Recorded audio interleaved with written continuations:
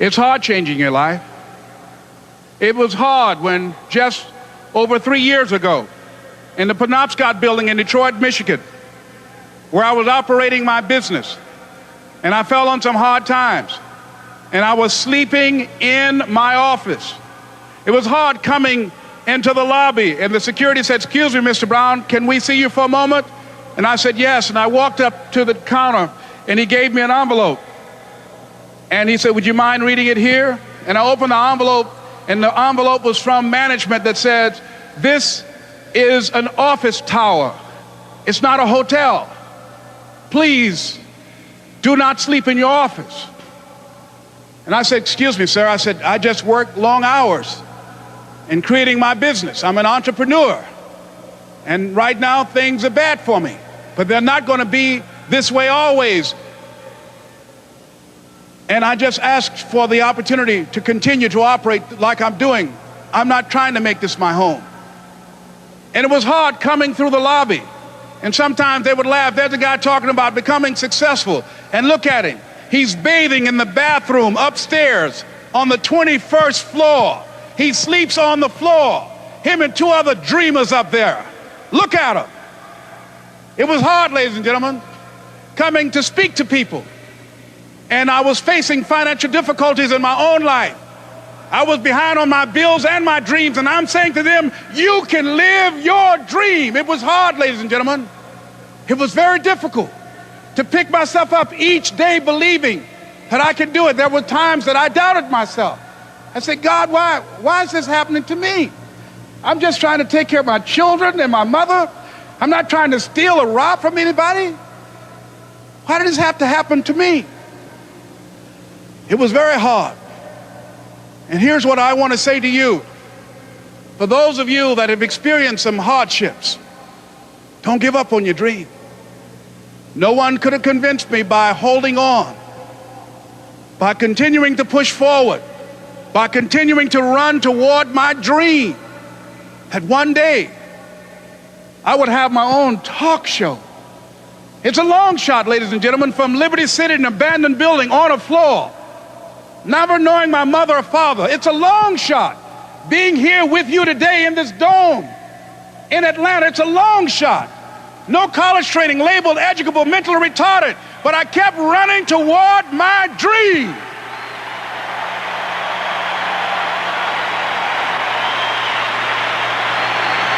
Don't stop.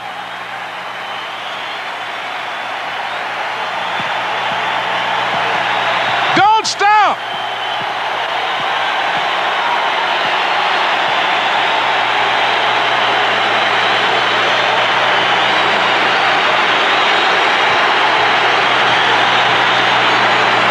Don't stop running toward your dream.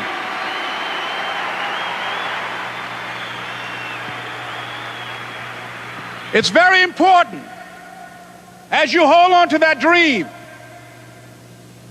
There are moments when you're going to doubt yourself. There are rough times are going to come, but they have not come to stay. They have come to pass. It's very important for you to know that.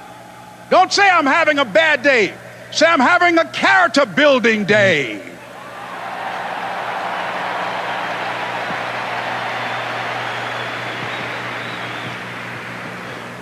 It's very important for you to believe that you are the one to make this happen. I remember this high school teacher, Mr. Leroy Washington, at the end of school one June, it was just a few days before we were supposed to leave, and I just got my report card, and it indicated that I'd failed history, and I'd failed English, and I would have to go to summer school.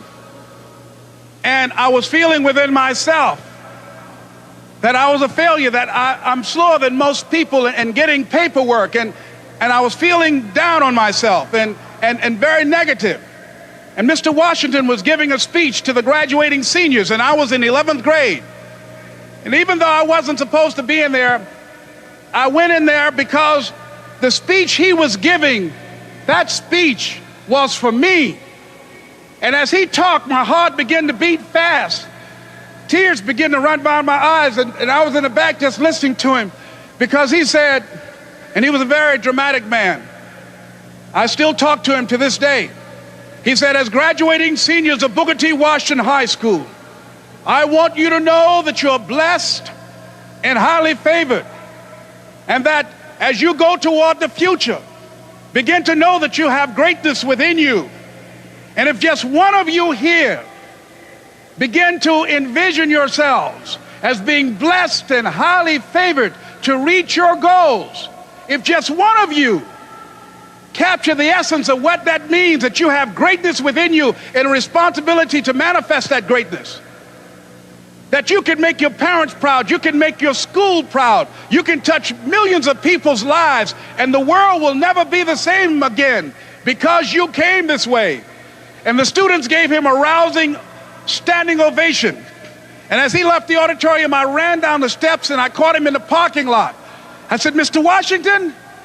He said, yes. I said, do you remember me, sir? He said, no. I said, my name is Leslie Brown. My mother, she works in the cafeteria here. I'm one of the twins, Leslie and Wesley. I said, Mr. Washington, but you know, I got these big dreams. I like talking to people. I love people. I said, I want to work with people, and I got this dream of buying my mama a home. Could I do that, Mr. Washington? He said, it's possible, Mr. Brown. And as he walked away, I called him again. I said, Mr. Washington? He said, what do you want now? I said, I'm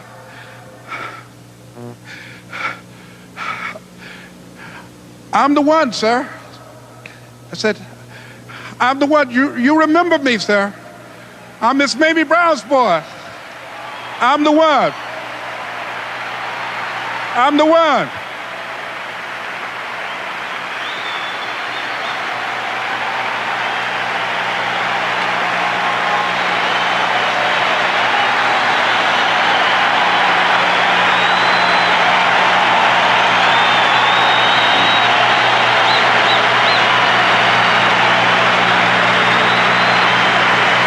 And you must feel that's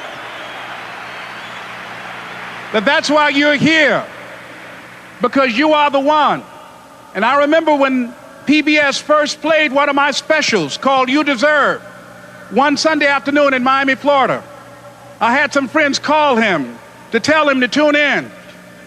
And he watched the program. He called me in Detroit, and I answered the phone. I said, hello. He said, may I speak to Les Brown, please? I said, who's calling? He said, you know who this is. I said, oh, Mr. Washington, it's you. He said, you were the one, weren't you? I said, yes, sir. He said, and you were so crazy. I said, I know, but I'm rich now.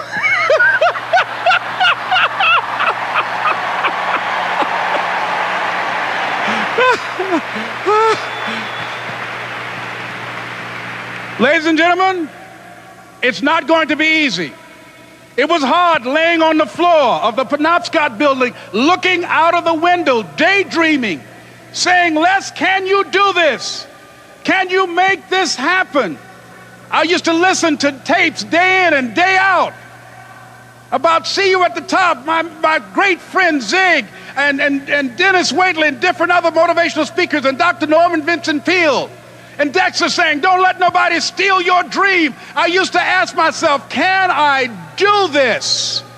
And something said within me, you're the one. You're the one. And let me tell you something, ladies and gentlemen. While you're here, and before you go back home to your respective cities and communities, write down at least 5 reasons on why you deserve your dream, on why you won't give up, what's going to make you unstoppable, why you must be unreasonable, because logical, practical thinking says you can't do it today. But if you want to produce unreasonable results in your life, like living your dream and taking charge of your destiny, you've got to be an unreasonable person. You've got to be an uncommon person. So write down the reasons of why you're here. My first major goal was to buy my mother a home. And let me tell you something, ladies and gentlemen. What will reasons do, Les? Nietzsche said, if you know the why for doing, you can endure almost anyhow. What do you mean by that? If you know why you're doing something, when the hard times come, and they're going to come, When the disappointments and the rejections come, and they're going to come by the truckloads, your reasons will be your rod and staff to comfort you, to pick you up. Once again, I got a saying on one of my tapes: if life knocks you down, try and land on your back, because if you can look up, you can get up. Let your reasons get you back up. If you want to know why your comfort zone is destroying your life, check out the video right there next to me. I think you'll enjoy it. Continue to believe, and I'll see you there.